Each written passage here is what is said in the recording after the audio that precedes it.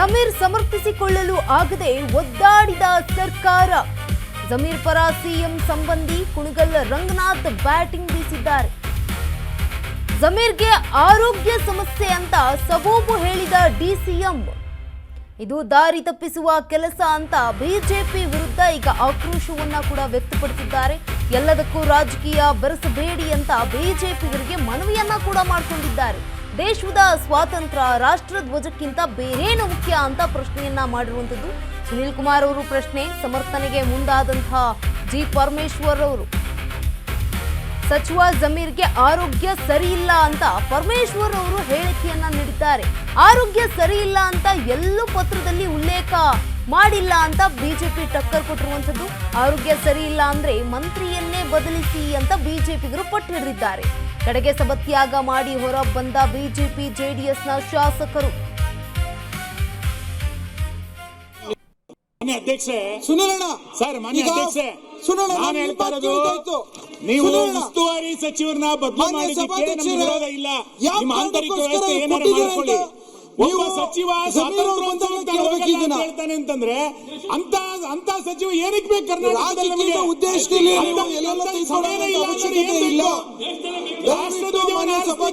ಇಲ್ಲ ಅನ್ನುವಂತ ಸಚಿವರು ಬಂದ ನಂತರ ದೇಶಕ್ಕೂ ಬೇಕು. ಮಾನ್ಯ ಅಧ್ಯಕ್ಷ, ಇಂಥದನ್ನ ಕರ್ನಾಟಕದಲ್ಲಿ ಸಹಿಸಿಕೊಳ್ಳಿಕ್ ಸಾಧ್ಯ ಇಲ್ಲ. ಈ ಪತ್ರನ ಸಮರ್ಥನೆ ಮಾಡ್ಕೊಳ್ತೀರಿ ಮುಖ್ಯಮಂತ್ರಿ ಕಳಿಸ್ತಾರೆ. ಗೌರವದಿಂದ ಭಾಗವಹಿಸಬೇಕು.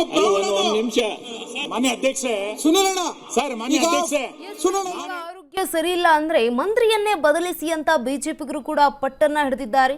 ಸಚಿವ ಜಮೀರ್ ಅಹಮದ್ ಖಾನ್ ವಿರುದ್ಧ ಬಿಜೆಪಿಗರು ಫುಲ್ ಗರಂ ಆಗಿದ್ದಾರೆ. ಸದನದಲ್ಲಿ ಕೋಲಾಹಲ ಎಬ್ಬಿಸಿರುವಂಥದ್ದು ಜಮೀರ್ ಅವರು ಏನು ಪತ್ರವನ್ನ ಬರೆದಿದ್ದಾರಲ್ಲ, ನಾಳೆ ಧ್ವಜಾರೋಹಣ ಮಾಡೋದಕ್ಕೆ ಆಗಲ್ಲ ಅಂತ ಪತ್ರವನ್ನ ಬರೆದಿದ್ದಾರೆ ಸಿಎಂ ಡಿ.ಕೆ. ಶಿವಕುಮಾರ್ ಅವರಿಗೆ. ಸಚಿವ ಜಮೀರ್ ಅಹಮದ್ ಖಾನ್ ವಿರುದ್ಧ ಇದೀಗ ಬಿಜೆಪಿ ನಾಯಕರು ಗರಂ ಆಗಿದ್ದಾರೆ. ವಿಧಾನಸಭೆ ಅಧಿವೇಶನದಲ್ಲಿ ಬಿಜೆಪಿ ಶಾಸಕರು ಕಿಡಿಕಾರಿರುವಂಥದ್ದು ಸಚಿವ ಜಮೀರ್ ಅಹಮದ್ ಖಾನ್ ಅವರ ವಿರುದ್ಧ. ಸ್ವಾತಂತ್ರ್ಯ ದಿನಾಚರಣೆಗೆ ಹೋಗದ ಸಚಿವ ಯಾಕೆ ಬೇಕು ಅಂತ ಪ್ರಶ್ನೆ ಮಾಡಿದ್ದಾರೆ. ರಾಷ್ಟ್ರೀಯ ದಿನಾಚರಣೆಗೆ ಹೋಗಲು ಇವರಿಗೆ ಆಸಕ್ತಿ ಇಲ್ಲ, ಆಗ್ತಾ ಇಲ್ಲ ಅನ್ನುವಂಥದ್ದು. ಈ ಬಗ್ಗೆ ಹೆಚ್ಚಿನ ಮಾಹಿತಿಯನ್ನ ನೀಡ್ತಾರೆ ನಮ್ಮ ಪ್ರತಿನಿಧಿ ವಿವೇಕ್ ನೇರ ಸಂಪರ್ಕದಲ್ಲಿ. ಎಸ್ ವಿವೇಕ್, ಒಂದಷ್ಟು ನಾವು ಹೇಳಿಕೆಗಳನ್ನ ಕೂಡ ಗಮನಿಸ್ತಾ ಇರ್ತೀವಿ. ಏನು ಜಮೀರ್ ಅಹಮದ್ ಖಾನ್ ಅವರು ಒಂದಷ್ಟು ಮಾತುಕಡ ಹೇಳಿರ್ತಾರೆ, ಇದು ನಾವು ಕಟ್ಟಿರುವಂತಹ ದೇಶ, ನಮ್ದು ದೇಶ ಅನ್ನುವಂಥದ್ದು. ಬರೀ ಮಾತಿಗಷ್ಟೇ ಸೀಮಿತ ಆಯ್ತಾ ಈ ಮಾತು ಅನ್ನುವಂಥದ್ದು?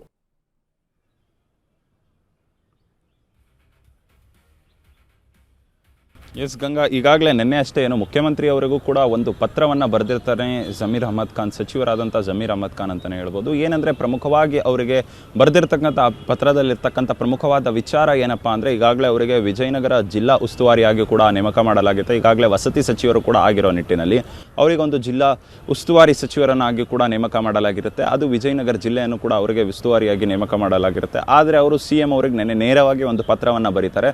ನನಗೆ ಜಿಲ್ಲಾ ಉಸ್ತುವಾರಿ ಯಾವುದೇ ಕಾರಣಕ್ಕೂ ಬೇಡ, ನನಗೆ ಮುಂಬರುವಂಥ ಚುನಾವಣೆಗಳು BBMP ಚುನಾವಣೆ ಆಗಿರ್ಬೋದು, ಉಪಚುನಾವಣೆಗಳಾಗಿರ್ಬೋದು, ಜೊತೆಗೆ ಪಕ್ಷ ಸಂಘಟನೆ ಈ ಕೆಲಸಗಳಲ್ಲಿ ನಾನು ಸದ್ಯದ ಮಟ್ಟಿಗೆ ಬ್ಯುಸಿ ಇರ್ತೀನಿ. ಆ ನಿಟ್ಟಿನಲ್ಲಿ ನನಗೆ ಸದ್ಯಕ್ಕೆ ಯಾವುದೇ ಜಿಲ್ಲಾ ಉಸ್ತುವಾರಿ ಮಂತ್ರಿ ಬೇಡ ಅಂತ ಪತ್ರವನ್ನು ಬರೆದಿರ್ತಾರೆ.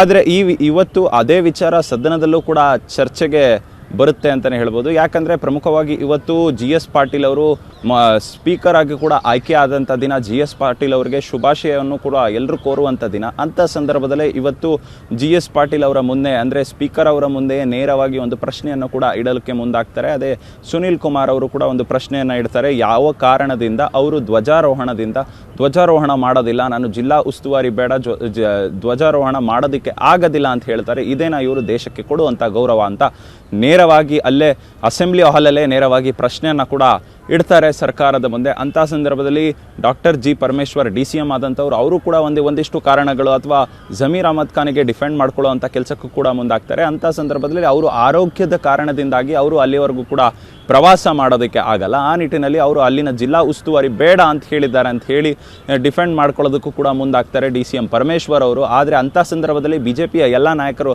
ಅಶ್ವಥ್ ನಾರಾಯಣ ಆಗಿರ್ಬೋದು, ಅರವಿಂದ್ ಬೆಲ್ಲದ್ ಆಗಿರ್ಬೋದು, ಜೊತೆಗೆ ಸುನೀಲ್ ಕುಮಾರ್ ಆಗಿರ್ಬೋದು, ಇವರೆಲ್ಲರೂ ಕೂಡ ವಾದ ಮಂಡಿಸೋದೇನೆಂದರೆ ಅಂದರೆ ಅವರು ಧ್ವಜಾರೋಹಣ ಮಾಡೋದಕ್ಕೆ ಇಲ್ಲ ಅಂತ ಹೇಳ್ತಾರೆ. ಅವ್ರಿಗೆ ದೇಶಕ್ಕಿಂತ ಯಾವುದು ಮುಖ್ಯ ಅನ್ನೋ ಒಂದಿಷ್ಟು ಪ್ರಶ್ನೆಗಳನ್ನು ಮಾಡ್ತಾರೆ. ಅವರ ಇಂಟರ್ನಲ್ ಪಾಲಿಟಿಕ್ಸ್ ಯಾವುದೇ ಇರಲಿ, ಏನೇ ಗೊಂದಲಗಳಿರಲಿ, ಅದನ್ನೆಲ್ಲ ಹೊರತುಪಡಿಸಿ ಅಂದರೆ ಈಗಾಗಲೇ ಏನು ಧ್ವಜಾರೋಹಣಕ್ಕೆ ಎಲ್ಲವೂ ಕೂಡ ಸಿದ್ಧತೆಗಳಾಗಿರುತ್ತೆ. ನಾಳೆ ಇಂಡಿಪೆಂಡೆನ್ಸ್ ಡೇ, ಸ್ವಾತಂತ್ರ್ಯ ದಿನಾಚರಣೆ ಇರುವ ಕಾರಣದಿಂದಾಗಿ ಎಲ್ಲ ಜಿಲ್ಲಾ ಉಸ್ತುವಾರಿಗಳು ತಮ್ಮ ತಮ್ಮ ಜಿಲ್ಲೆಗೆ ಹೋಗಿ, ಅಂದರೆ ಯಾವ ಜಿಲ್ಲೆಗೆ ಉಸ್ತುವಾರಿ ಅಂತ ನೇಮಕ ಮಾಡಿರ್ತಾರೆ ಅಂಥ ಜಿಲ್ಲೆಗಳಿಗೆ ಹೋಗಿ ಅಲ್ಲಿ ಧ್ವಜಾರೋಹಣವನ್ನು ಮಾಡತಕ್ಕಂಥ ಕೆಲಸಕ್ಕೆ ಮುಂದಾಗಬೇಕು. ಆದರೆ ಜಮೀರ್ ಅಹಮದ್ ಖಾನ್ ಅವರು ನೆನ್ನೆ ಬರೆದಂಥ ಪತ್ರದಲ್ಲಿ ಕ್ಲಿಯರ್ ಆಗಿ ನನಗೆ ಜಿಲ್ಲಾ ಉಸ್ತುವಾರಿ ಕೂಡ ಬೇಡ, ಈಗಾಗಲೇ ಏನು ಧ್ವಜಾರೋಹಣ ಮಾಡೋದಕ್ಕೆ ನನಗೊಂದು ಜಿಲ್ಲೆಯನ್ನು ಕೂಡ ಕೊಡಲಾಗಿದೆ, ಅಲ್ಲಿ ನಾನು ಹೋಗೋದಕ್ಕೆ ಸಾಧ್ಯವಾಗೋದಿಲ್ಲ, ಆ ನಿಟ್ಟಿನಲ್ಲಿ ನನಗೆ ಯಾವುದೇ ಜಿಲ್ಲಾ ಉಸ್ತುವಾರಿ ಬೇಡ ಅಂತ ಹೇಳಿರ್ತಾರೆ. ಆದರೆ ಅಲ್ಲಿ ಒಂದು ಕ್ಲಿಯರ್ ಆಗಿ ಕಾಣಿಸುವಂಥದ್ದು ಏನಂದರೆ ಅವರು ಅಲ್ಲಿ ನನಗೆ ಆರೋಗ್ಯದ ಸಮಸ್ಯೆ ಇದೆ ಅಂತ ಹೇಳಿ ಎಲ್ಲೂ ಕೂಡ ಪತ್ರದಲ್ಲಿ ಉಲ್ಲೇಖ ಮಾಡಿರೋದಿಲ್ಲ. ಆದರೆ ಇಲ್ಲಿ ಡಿಫೆಂಡ್ ಮಾಡ್ಕೊಳ್ತಕ್ಕಂಥದ್ದು ಸರ್ಕಾರದ ಭಾಗವಾಗಿರುವಂಥ DCM ಅವರು ಅವರಿಗೆ ಆರೋಗ್ಯದ ಸಮಸ್ಯೆ ಇದೆ, ಆ ನಿಟ್ಟಿನಲ್ಲಿ ಅವರು ಪ್ರವಾಸವನ್ನು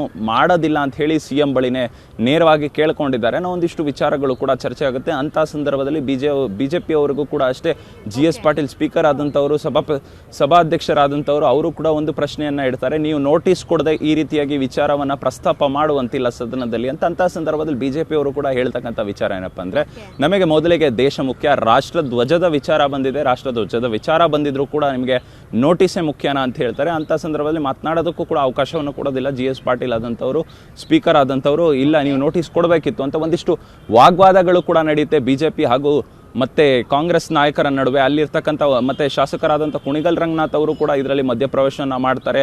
ಅಂದರೆ ವಿಪಕ್ಷದವರು ಈ ವಿಚಾರವನ್ನು ತಿರುಚುತ್ತಿದ್ದಾರೆ, ಬೇರೆ ರೀತಿಯಾಗಿ ಮಾತನಾಡ್ತಾ ಇದ್ದಾರೆ, ಬರೀ ಬೇರೆ ಆ್ಯಂಗಲ್ನಲ್ಲೇ ನೋಡ್ತಾರೆ ಅನ್ನೋ ಒಂದು ರೀತಿಯಲ್ಲಿ ಕೂಡ ಮಾತನಾಡ್ತಕ್ಕೆ ಮುಂದಾಗ್ತಾರೆ. ಅಂಥ ಸಂದರ್ಭದಲ್ಲಿ ಇದೇ ರೀತಿಯಾಗಿ ವಾಗ್ವಾದ ನಡೆದಂಥ ಸಂದರ್ಭದಲ್ಲಿ ಸಭಾಧ್ಯಕ್ಷರು ಕೂಡ ನೋಟಿಸ್ ಕೊಟ್ಟು ಮಾತನಾಡಬೇಕಿತ್ತು. ಅಂಥ ಸಂದರ್ಭದಲ್ಲಿ ಎಲ್ಲರೂ ಕೂಡ BJP ನಾಯಕರು ಈ ವಿಚಾರವೇ ಬೇಡ ನಮಗೆ ಅಂತ ಹೇಳಿ ಸಭಾತ್ಯಾಗವನ್ನು ಮಾಡ್ತಾರೆ. ಗಂಗಾ, ಧನ್ಯವಾದ ವಿವೇಕ್ ತಮ್ಮೆಲ್ಲ ಮಾಹಿತಿಗಾಗಿ.